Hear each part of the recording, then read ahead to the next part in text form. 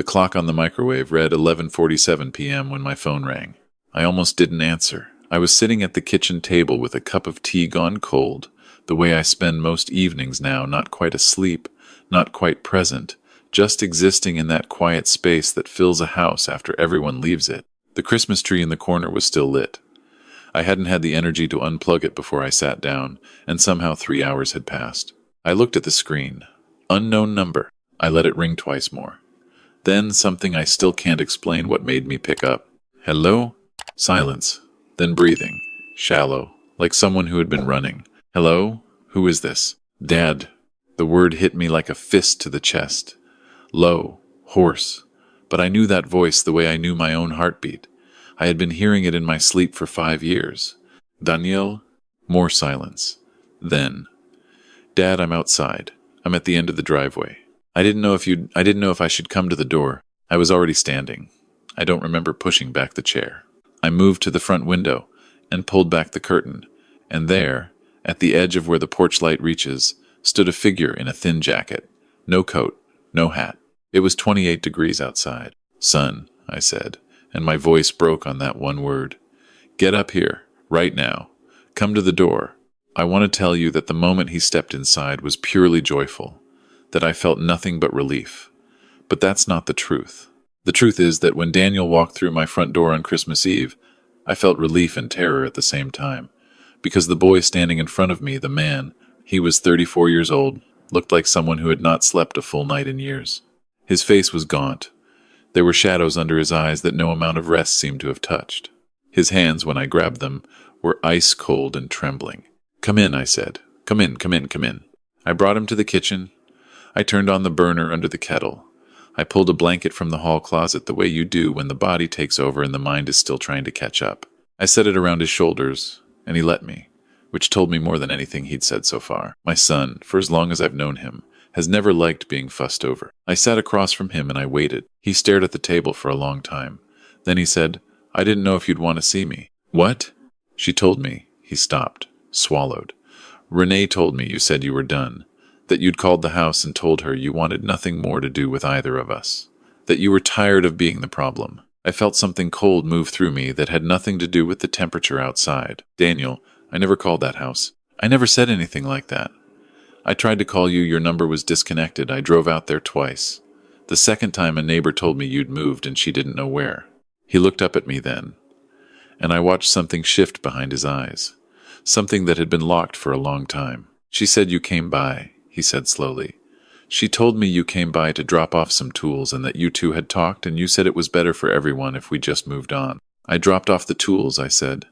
I left them on the porch. I knocked and no one answered. That was almost 4 years ago. I never spoke to Renee that day. I never spoke to Renee at all after your wedding. He put his face in his hands. Let me back up. Let me tell you who Daniel is, and who Renee is, and how we got to a place where my son and I spent 5 years as strangers while living 40 minutes apart. Daniel is my only child. His mother, my wife, Carol, passed away when Daniel was 19. A brain aneurysm, sudden and without warning, on an ordinary Tuesday in March. We had 22 years together, Carol and I. She was the kind of woman who remembered everyone's birthday and kept an extra umbrella by the door for guests and cried at commercials. When she died, the house didn't just feel empty. It felt like someone had turned off the light in every room at once. Daniel and I held each other together for a few years. He finished college.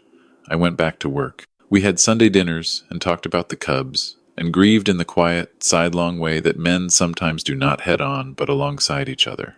Then he met Renee. He was 26. She was 28.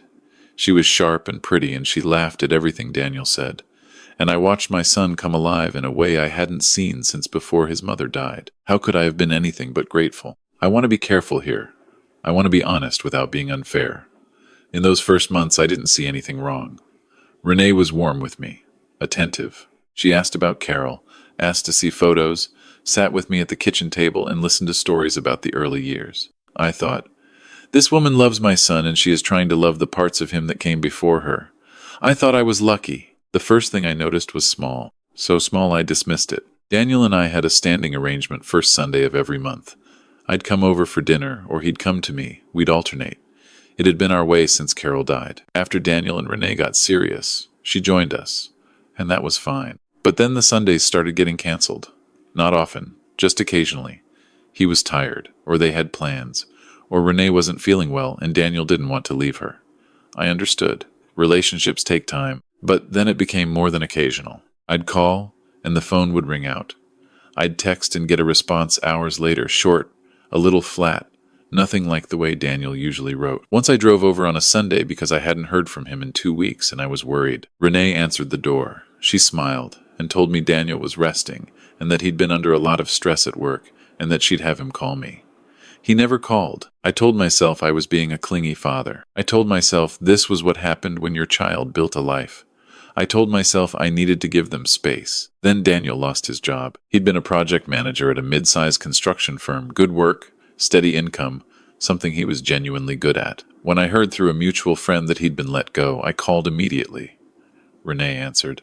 She said Daniel didn't want to talk about it and that she was handling things and that it would be better if I didn't push. I asked if they needed any help, financial, anything. She said they were fine and thanked me and got off the phone in under 2 minutes. That was 3.5 years ago. In the time since, I could count on one hand the number of conversations I'd had with my son. A birthday call, brief, with long pauses, and Renee's voice audible in the background. A text at Thanksgiving, hope you have a good one, Dad, which didn't sound like Daniel at all. A voicemail at Christmas that he'd clearly read from something, because the phrasing was too careful and too distant, and he stumbled over words that my son, who has always been a talker, would never stumble over. I went to my doctor that second year. I thought something was wrong with me. Depression, paranoia, some aging malfunction of the brain that was making me catastrophize a normal adult son pulling away from his father. She was kind. She listened. She said it sounded like grief, compounded by isolation, and she wasn't wrong about that. But she also said gently, trust your instincts. You knew this boy from the beginning. I tried one more time. I wrote Daniel a letter, a real one, on paper, the way Carol would have. I told him I loved him. I told him I wasn't angry. I told him that whatever I had done to push him away, I was sorry, and that he could tell me, and we would fix it. I told him my door was always open and that would never change. I never got a response. I put the letter in the drawer of Carol's nightstand, the one I've never cleaned out, and I let myself grieve my son the way I had already learned to grieve, quietly, on the side, while continuing to exist. That was the state of things on December 24th when my phone rang at 11:47 p.m. Now he was sitting at my kitchen table, and I was beginning to understand that the distance between us had not been distance at all. It had been a wall, and it had been built by someone else's hands. He talked for a long time. He told me that after he lost his job, Renee had taken over their finances entirely. At the time it seemed reasonable. She was still working. He was stressed. She offered, and he accepted, but the arrangement never reversed. When he found new work 8 months later, his paychecks were deposited into an account she managed. She gave him a card with a monthly limit. If he reached the limit, he had to ask. Ask for what? I said. For money. For my own money. He said it flatly, like he was still not quite used to hearing it out loud. She'd say things like she was better with finances, and I had a pattern of making poor decisions, and she was just protecting us. And I believed her for a long time, because she said it like it was obvious, like any reasonable person would see it her way. He told me that when he tried to call me when he'd gone looking for my number on his phone, it wasn't there.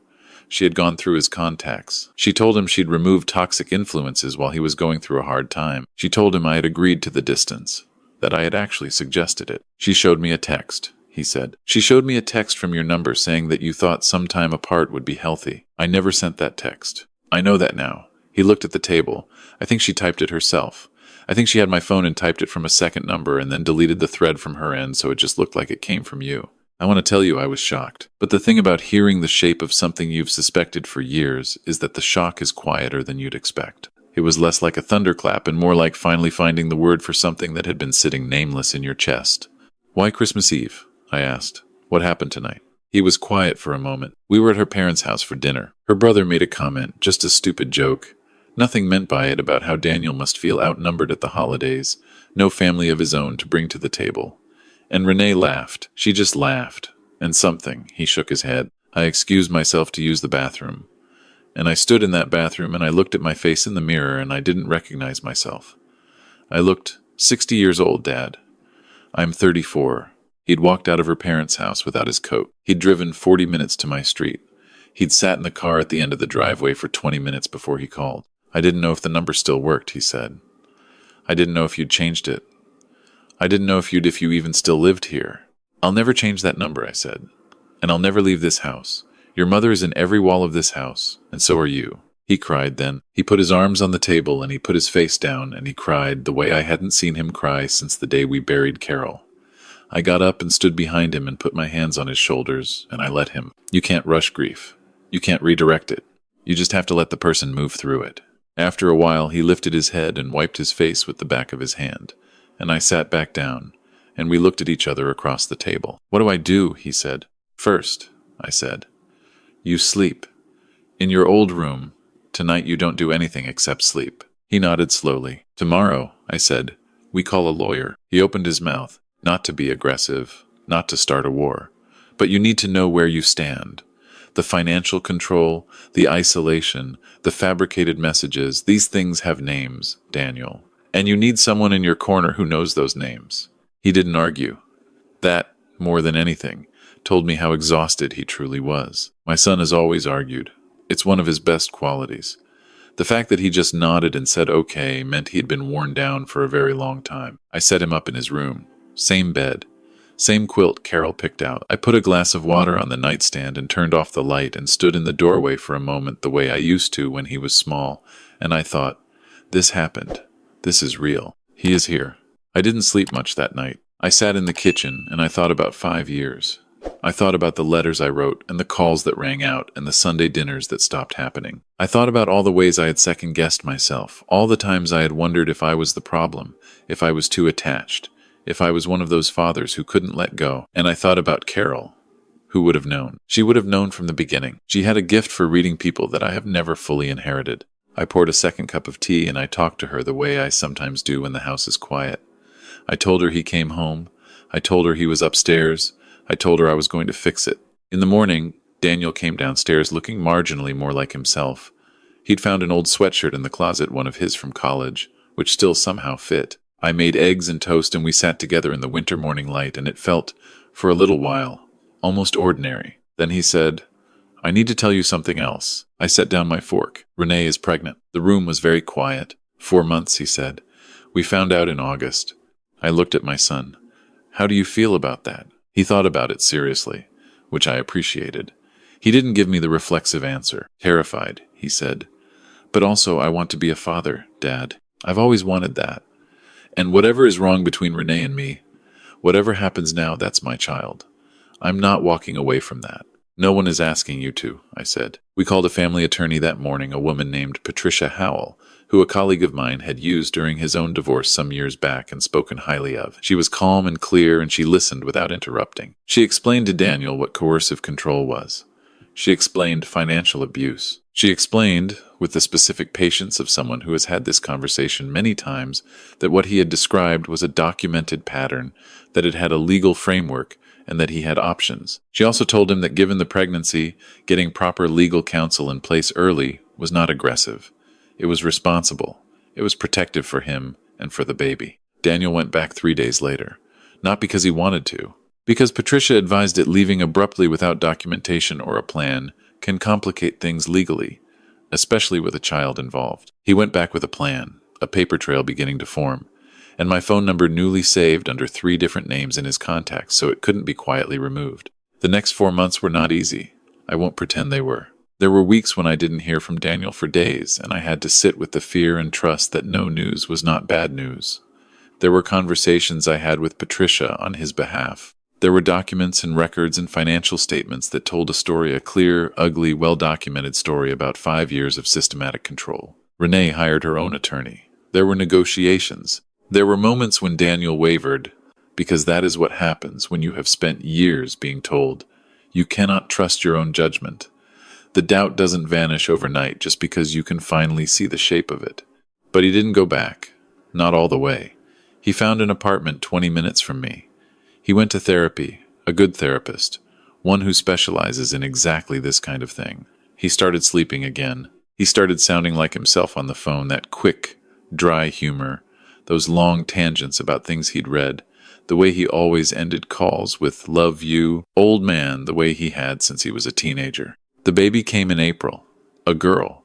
Daniel called me from the hospital at 2 a.m., which I will never not find meaningful, and said, "Dad, she's here. She's perfect. She looks exactly like Mom. Her name is Caroline." He chose it himself and didn't tell me in advance. And when he said it, I had to step outside the waiting room and stand in the cold parking lot for a moment because there are some things you can't receive standing still. Renee and Daniel have a co-parenting arrangement now. Patricia helped structure it carefully, with clear boundaries and documented expectations. It isn't perfect. I don't imagine it will ever be simple. But Daniel has his daughter 40% of the time, and the other 60%, he is building back the life that was quietly taken from him over 5 years. Last Sunday, he brought Caroline over for the first time. She's 3 months old, and she weighs almost nothing, and she has Carol's nose. He was right about that. He was absolutely right.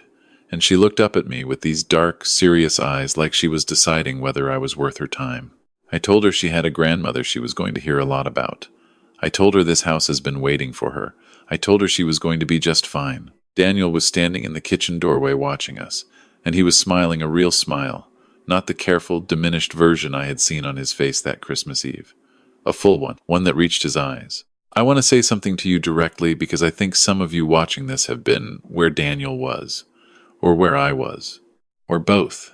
If you are the one inside that situation, the one who has been told over and over that your instincts are wrong, that the people who love you have given up on you, that you are too much or not enough or fundamentally broken in some way, that only one person seems to understand, I want you to hear this from someone who watched it happen to his son. You are not crazy. The confusion you feel is not a character flaw. It is the intended result of something being done to you deliberately. And the fact that you can no longer tell which way is up does not mean up doesn't exist. And if you are the one on the outside, the parent, the sibling, the old friend who stopped getting calls, do not give up.